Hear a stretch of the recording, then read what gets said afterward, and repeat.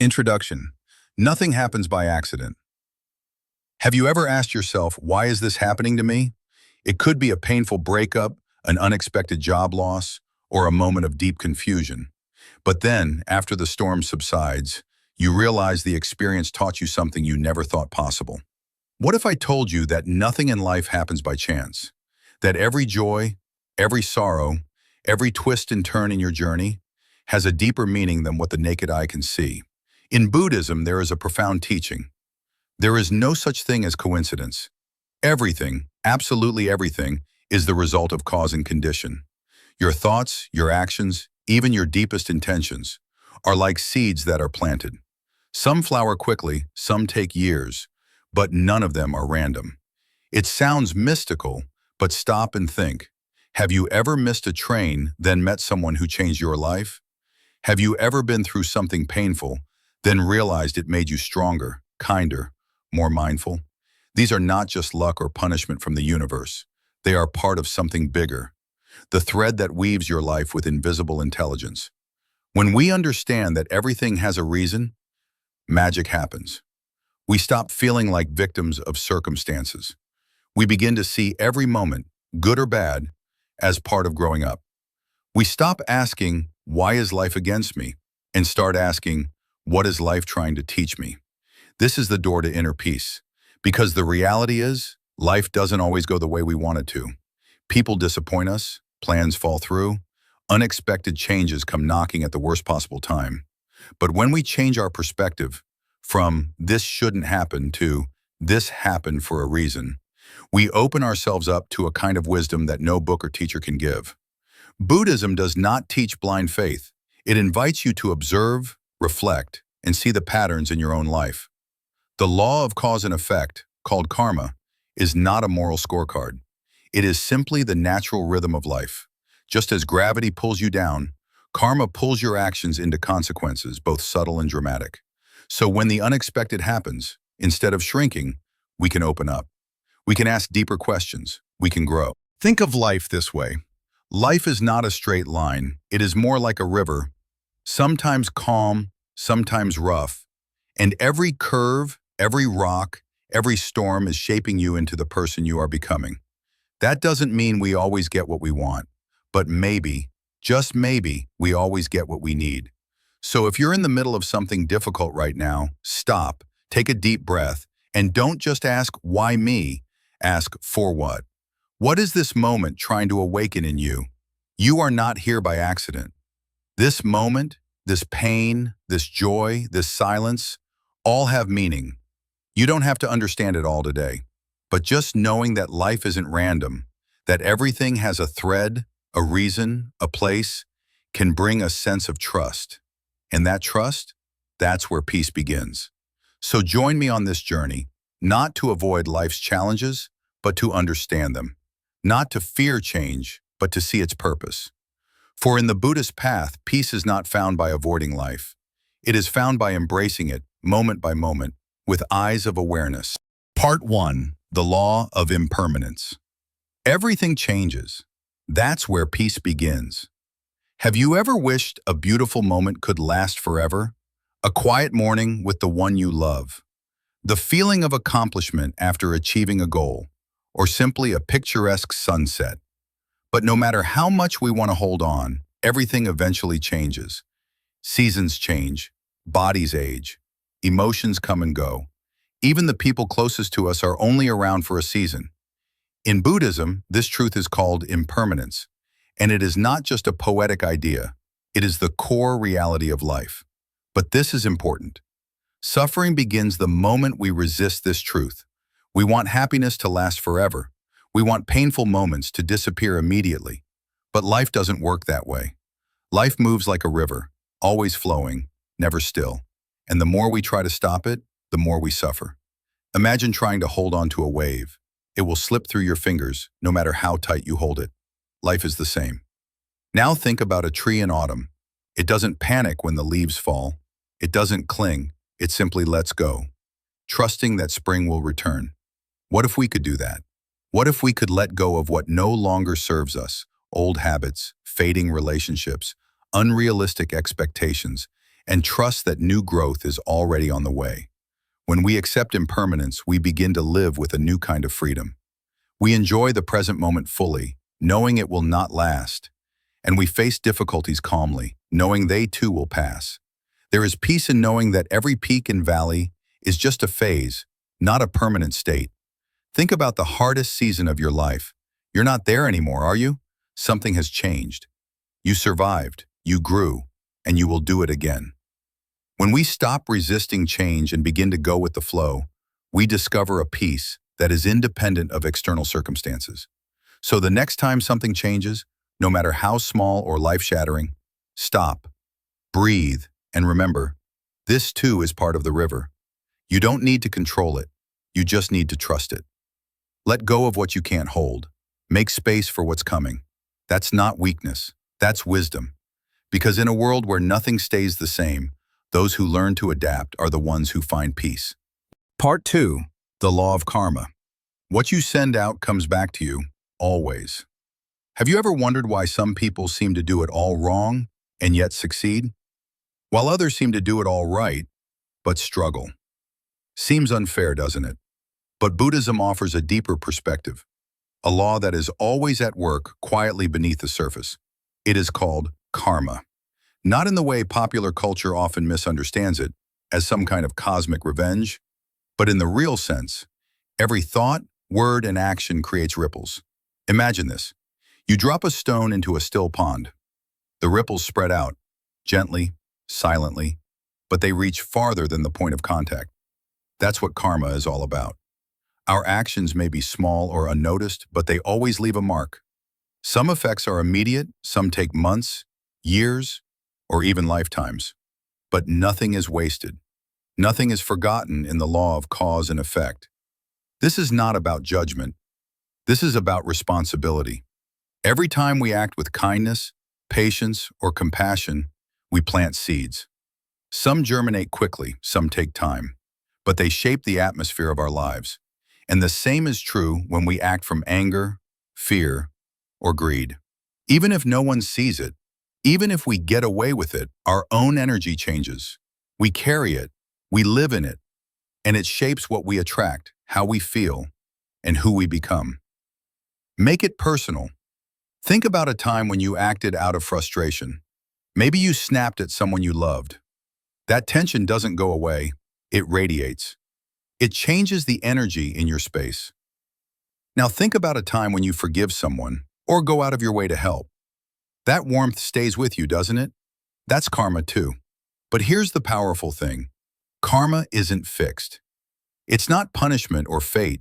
It's not, you deserve this and they don't. It is simply a mirror, reflecting what we continue to sow.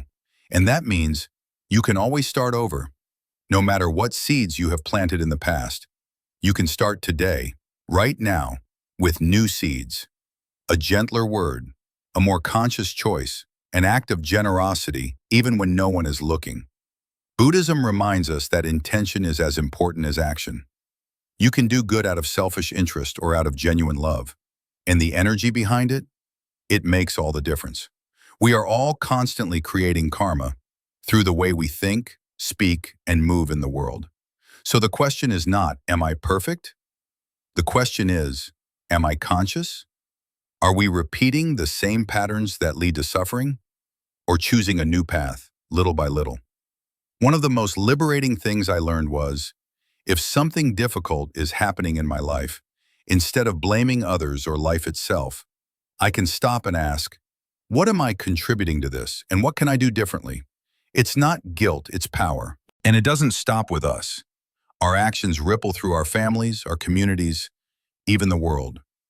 A single act of compassion can change the energy of an entire room. Imagine what your life would be like if you lived that way, on purpose. So no, karma is not scary. It brings hope, because no matter how dark the past, you are never stuck. You are always planting something. And today could be the beginning of a better season. Part 3. Acceptance and letting go. What we cling to is often what causes us the most suffering. Let me ask you something honestly. Have you ever held on to something or someone so tightly believing it was the source of your happiness, only to end up feeling more anxious, more afraid of losing it. We've all been there. We cling to people, jobs, emotions, stories about ourselves, because deep down we believe, I need this to be okay. But here is the harsh truth that Buddhism teaches gently but clearly. Suffering does not come from what we have or don't have. It comes from our attachment to it. Let that sink in. It's not the relationship that causes pain. It's the fear of losing it. It's not the job, the house, or even the health that causes suffering. It's the belief that we must have it to be complete. We are taught to pursue stability, safety, certainty, but life is built on change. And when we try to freeze what we are trying to change, we suffer. Take love, for example. True love doesn't say, I need you to be happy. It says, I'm happy to share this journey with you. It doesn't cling, it trusts. Letting go doesn't mean you stop caring. It doesn't mean you detach from life or abandon people. It means you stop squeezing. You stop demanding things stay the same. You learn to open your hand, hold gently, trust more deeply. Think of a bird sitting in the palm of your hand. If you hold on too tight, you will hurt it. But if you open your hand, it can stay. And even if it flies away, you are free to breathe. Letting go is not a loss. It is a release. Because when we stop attaching happiness to things we can't control, people, situations, outcomes, we discover something profound. Peace from within. This is not just spiritual theory. This is reality. You can see it in everyday life. Think about traffic. You can get angry and tense, or you can breathe, accept it, let it be. Think about relationships. You can try to control how other people behave, or you can accept them as they are and set your own boundaries. One way brings suffering. The other way? Freedom.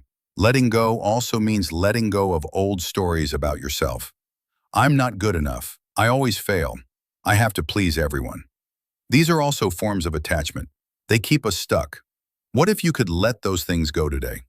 What if you could say, I am willing to grow beyond this version of me? Buddhism does not tell us to stop loving or stop caring. It simply invites us to love without fear, to care without control, to live fully without clinging. And when you do, you feel lighter, your heart softens, and suddenly the world doesn't feel threatening anymore. You begin to trust the natural rhythm of things. You learn that what is meant for you will stay, and what leaves was never meant to trap you. So today, take a moment to ask yourself, what am I holding on to so tightly that it causes me pain? And then ask, what would it feel like to gently let it go? You don't have to do it all at once. Start with something small, a thought, a memory, an expectation. Practice loosening the grip, because the truth is, letting go is not the end of something. It is the beginning of freedom. Part 4, Acceptance Intelligence. Peace doesn't come from control, it comes from allowing. From a young age, we are taught to fight, to strive, to overcome. We pursue our dreams, solve problems, set goals. And if life doesn't go our way, we fight back. But here is the quiet truth that Buddhism brings us. What we resist persists, and what's more, it creates suffering. Acceptance doesn't mean giving up. It doesn't mean you stop growing or stop caring. It means you stop fighting reality. Let me ask you, how many times have you been angry, not because of what happened, but because it wasn't what you wanted to happen? Someone disappoints us, a plan falls through, a dream is postponed, and suddenly we are disappointed, not with the event itself, but with how it should not have happened. But who decides that? The world doesn't live up to our expectations, and the more we try to force life into our version of how it should be, the more exhausted we become. Acceptance is not weakness. It is strength. It is wisdom. It is the ability to say, this is what is happening right now, and I choose to accept it with peace. You don't have to like it. You don't have to want it. But when you stop resisting it, you stop feeding the suffering. Let me tell you a story from the Zen tradition. A farmer had a horse that ran away. His neighbors said, "What a misfortune." He replied, "Who knows what is good or bad?" A few days later, the horse returned, leading a herd of wild horses. The neighbors said, "What luck?" Again, the farmer said, "Who knows?" Soon after, the farmer's son broke his leg while taming a horse. The neighbors said, "What a tragedy." "Who knows?" he replied. A few weeks later, soldiers came to recruit young men to go to war, but they passed over the boy because of his injured leg. Life is full of twists and turns. What seems like a curse can be a blessing. What feels like a loss can open doors we never imagined. Acceptance allows us to see the big picture, even when we are still in the middle of the storm. This is not about being passive. If something hurts and you can change it, do it. But what if it's beyond your control? Acceptance will set you free. Start small. Accept the rain when you hope for sunshine. Accept that traffic slows you down. Accept that someone doesn't react the way you want them to. Each moment of acceptance is like loosening a fist. You stop clenching. You start breathing. It also applies to people. We often suffer not because of other people, but because they do not act the way we expect. We want them to be more loving, more kind, more like us. But each person has their own path, their own time. Acceptance means I see you as you are, and I find peace whether you change or not. And perhaps the hardest part, accepting yourself. We criticize, we compare, we rehash mistakes and hold on to shame. But healing begins when we say, I am human, I am learning, I am good enough, even as I grow. Acceptance doesn't mean we stop evolving. It means we stop punishing ourselves in the process.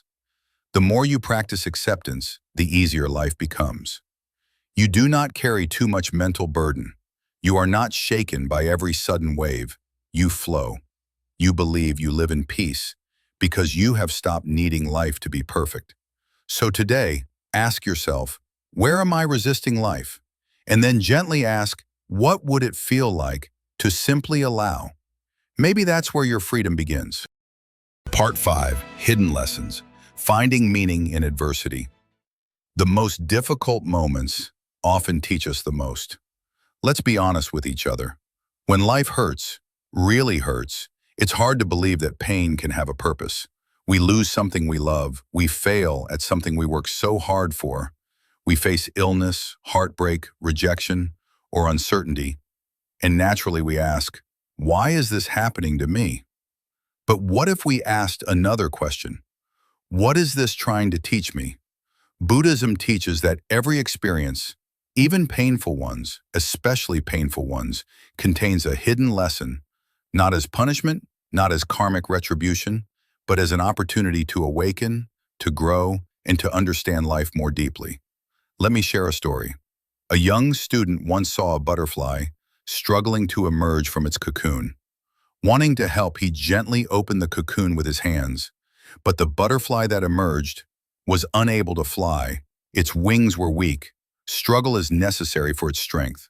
The same is true for us. Sometimes it's the challenges we try to avoid that define us. Think about your own life. Can you remember a time when something painful taught you something powerful? Maybe a breakup teaches you how to stand on your own 2 feet. Perhaps a failure pushes you towards a new and better path.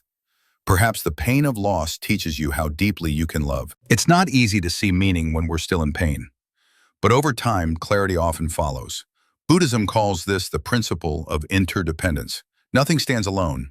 Every situation is the result of cause and condition. Sometimes what feels like a step back is actually preparing us for something bigger. That doesn't mean we have to like pain. That doesn't mean we pretend it doesn't hurt.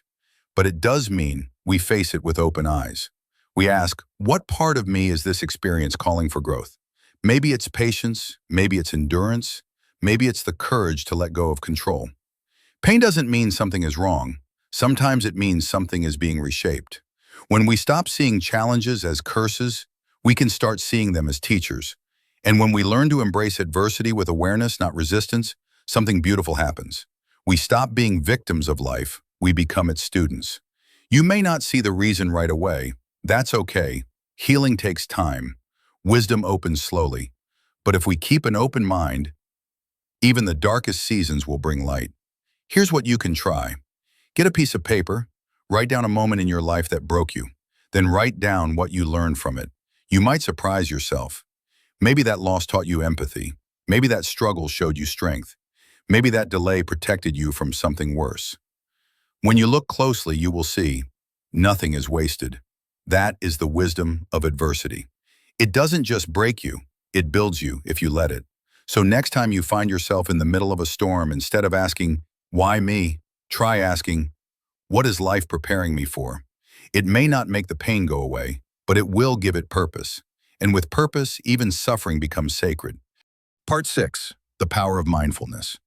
The present moment is where life really happens. Have you ever been somewhere and realized you don't remember the trip, or eat a meal so fast you barely taste it? This happens to all of us. We are physically present, but mentally, we are stuck in the past or racing towards the future. We rehash old conversations, worry about what's next, scroll through distractions, and wonder why we feel disconnected. But what if I told you, you don't need to fix your whole life? You just need to come back to this moment, right here, right now. That is the essence of mindfulness, one of the most powerful teachings in Buddhism. Mindfulness is not about becoming someone new. It's about remembering who you are when you are fully awake to the moment. It starts with a breath, just one breath. Feel the air coming in, feel it going out. Nothing needs to change, nothing needs to be fixed. Just be with it. Suddenly, your mind slows down, your heart softens, and you begin to realize this moment is enough. In our busy world, we often live on autopilot. We eat without tasting, we listen without hearing, we walk without noticing the sky above. But when we bring mindfulness into our daily lives, ordinary things become extraordinary. Eating becomes a sacred act.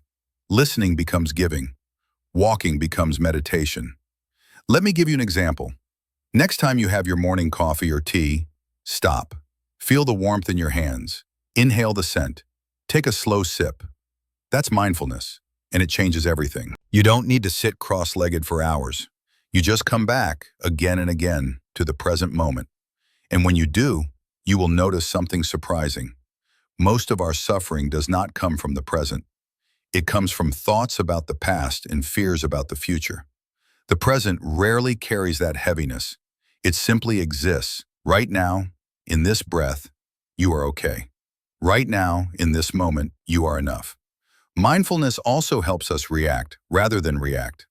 When someone speaks harshly, instead of responding immediately, you stop, you breathe.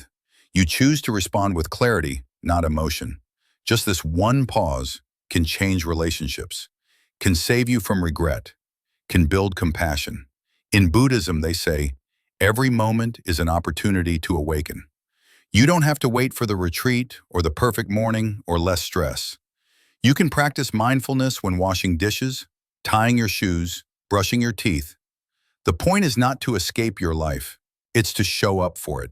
Because when you are there, you begin to see the beauty that was always there. You notice how the sunlight dances across the floor, the softness in someone's voice, the quietness amidst the chaos. Life becomes fuller, not because something changes, but because you change your perspective. So today, just start. One breath, one conscious step, one action with complete attention. Because the present moment is not just where life happens, it is where peace lives. Part 7. Mind Transformation. From Suffering to Peace. It's not what happens to you, it's how you interpret it. Stop for a moment and ask, what if your mind wasn't the enemy? What if it was simply untrained? You see, the human mind is very powerful. It can create fear or freedom, anxiety or calm, depending on how we interact with it. And in Buddhism, there is a beautiful truth. You are not your thoughts. You are the awareness behind them. Most of us live on autopilot. We react. We overthink. We spiral into worry, comparison, regret. But here's the twist. You don't have to believe every thought that comes up. You can observe it without becoming it. Imagine this. Your mind is like the sky. Your thoughts are the clouds. Some are gentle and mild, some are stormy. But no cloud stays forever, and no cloud defines the sky itself. This is the heart of mind training in Buddhism. We do not eliminate pain, we learn to sit with it. We do not suppress difficult emotions. We learn to welcome them, with curiosity and kindness. Because behind every painful thought is the opportunity to heal something deeper. Let's say you're feeling insecure. Instead of saying, "I'm not good enough," you pause. You ask, "Where does this come from?" You breathe into it, and slowly you move from judgment to understanding. It is transformation. It's not flashy, it's not instant, but it's real, and it starts with awareness. You can start now. Next time a wave of sadness, anger, or fear hits you, don't run away from it, don't fight it. Just sit, breathe, watch it come, watch it go. Like waves on the ocean, no emotion lasts forever. You don't fail because you feel pain. You are growing because you are willing to face it. And that readiness, that is power. In Buddhism, enlightenment is not about perfection, it's about waking up, over and over again, to what's real, to what's now, and most importantly, with the truth that the mind can serve you, not destroy you. The more you practice observing your thoughts, the more free you will feel, because you will realize, I don't have to react. I don't have to believe every story my mind tells me. I can choose peace. I can choose compassion. I can choose again. And that is the beginning of true transformation. So don't wait for the mind to become silent. Start practicing even in the noise, even in the chaos, even in the pain. Because every moment is a door, from confusion to clarity, from fear to trust, from suffering to peace. Part 8. Nothing is a coincidence. Live with intention. Every choice you make sends ripples into the world. Have you ever wondered, why do some people seem to be lucky while others continually encounter hardship? Why do good people sometimes suffer while others escape harm? The answer may not lie in luck, but in career. In Buddhism, karma is not punishment. It's not about divine justice or fate. It's simply a law like gravity. Every action, every word, every thought creates an impact. Imagine dropping a stone into a still lake. Ripples spread out in all directions, seen and unseen. So do your actions. When you speak with kindness, when you act with generosity, when you think with compassion, you are sowing seeds. And just like in nature, some seeds bloom quickly, some take time. But nothing is ever lost. This truth can be both empowering and humbling. Empowerment because it means your life is not random. You are not powerless. Every moment holds the potential to change your course. Humility because it reminds us that today's reality is partly shaped by the choices we made in the past. But here's the beautiful part. You can always choose again. Karma is not destiny. It's not a trap. It's an invitation to live more intentionally. Take it into your daily life. Perhaps you're stuck in a cycle, attracting the same problems, feeling like things aren't changing. Stop and ask, what patterns am I repeating? What thoughts or habits am I cultivating? What seeds am I sowing today? If you continue to react with anger, you breed more conflict. If you practice patience, you plant peace. Even small actions matter. A soft word, a sincere apology, a quiet breath before responding. It all makes sense. And it's not just your outward actions. Your intentions shape your energy. For example, helping someone to feel good about themselves is different than helping them out of genuine concern. The action may look the same, but the ripples it creates don't. That is why Buddhism emphasizes the quality of heart behind every action. It's not about being perfect, it's about being conscious. You are planting your future with every thought, every decision, every moment. So what kind of future do you want to grow? Do you want to harvest peace, love, understanding? Start now with just one conscious choice. For even the smallest intention, done with clarity and heart, it also has the power to change your path. And here's a powerful thing to remember. You are not a victim of life.